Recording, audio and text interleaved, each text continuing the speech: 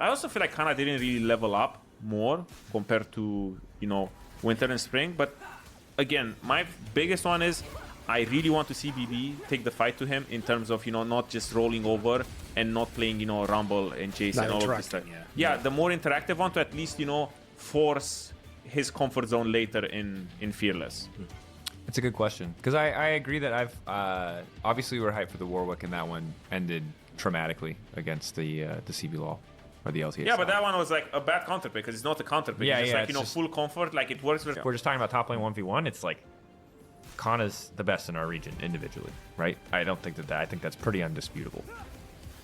I mean, to me, the sign is a get out of jail free card that he can use one time in the series. Sure. But and I feel like I wouldn't want him to try to draft these Jace Rumble lanes, because first of all, I don't think Jace is meta. I don't think Jace is like a meta pick in the top lane. It's not really. We just imported so many Korean top laners. Yeah.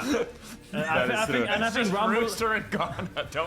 I think Rumble is a serious. Like, I think Rumble is the big one for me, and I feel like Rumble is still. You can probably come up with something. Well, there is also a new patch, no? Yeah, there's also there's gonna be a new patch. We don't know exactly how the meta is gonna look like. We don't know how much leeway they have, what they're gonna come up with, if even these metas gonna remain the same. In general, yeah, Rumble is gonna get nerfed actually on the next patch because of the red side buffs. Kind of overshoot him. It's just like, I don't want us all to get baited by the fact, because I think BB this regular season somehow, if I'm exaggerating a little bit, there was this like plague in the LEC. All the players, it used to be like Mitty. Obviously Mitty was like at the center of it again, because he's always at the center. In those times, he was at the center of every single, like, you know, shit show that was happening. It was him in the center, and he was like, he started this theory to let everyone should play for LoL esports stats, you know? So like everyone started crashing their wave at 5 minutes to make sure that when that wave crashed, it was you crashed it, and the enemy was like farming after, so that every time LoL esports stat would come, it would be CSD at 5.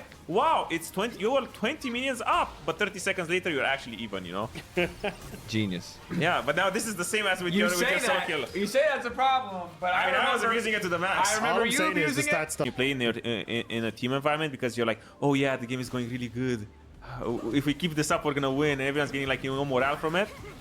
But then you would just like press tab and you see that it's just, he would always call it when the wave was crashing. Yeah. So everyone's like the biggest fake info ever. Vander told me another forgiveness story that sometimes he would just say that enemy bot has no sums. Just the junkers would come down. That's a classic. You would say, oh, they have no flashes. So junkers would come down there, gank, and then they flash out. And I'm stealing that one. Yeah. I'm stealing that one. Whenever we play Flex Q together, I'm just calling the sums that aren't there just to watch you guys flash in. To trade flash for flash so I can play against the flash. I guess now they have no. We'll see what the teams are saying, but if you had to predict right now, you're trying to cast your mind ahead 2 weeks. The group has aired on the side of MKOI and the side of the Team A in terms of crossplay. So I think for me it's G2, just because I've seen them more consistently hit the beats that I want them to hit. Whereas with KC, like I keep going back to Yiko teaming in the Pantheon when his team isn't there, and like these moments of behind Vladdy, and that dissonance, the fact that those aren't the narrative is not the same across all platforms, makes me believe personally that there is some internal strife happening. I'm not 100% sure, but like that makes me question. If this was a 50-50, that's kind of the tiebreaker.